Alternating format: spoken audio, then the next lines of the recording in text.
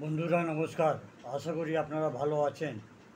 আজকে যে আমাদের বিষয় হচ্ছে ওটা হচ্ছে শিশুদের জন্ডিস। ধরুন বাচ্চা মায়ের গর্ভ থেকে বাইরে বেরোলো, ভূমিগ্রস্ত হলো, তারপরেই দেখা যায় যে ওর শরীর তার স্কিন যেটা আছে ওটা হলুদ আছে, যদি ভালো করে দেখা হয়।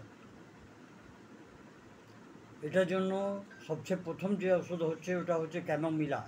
ক্যামোমিলা 30 কিংবা 12 আর এরপর যে ওষুধ হচ্ছে ওটা হচ্ছে নাক্স ভূমিকা। নাক্স ভূমিকা কিংবা 12 এটা দু ফোঁটা সকালবেলা, দুপুরবেলা, রাত্রিবেলা দিতে থাকবেন, অল্টারনেট। মানে একটা ওষুধ দেওয়ার পর আর একটা ওষুধ 15 মিনিট পর আপনি রাখবেন গ্যাপ, তখন দেবেন আপনি। এর সঙ্গে যেটা ওষুধ আছে, থার্ড ওষুধ যেটা হচ্ছে ওটা হচ্ছে চেলোডোনিয়াম। চেলোডোনিয়াম ওষুধই 30 খুব ভালো কাজ করে।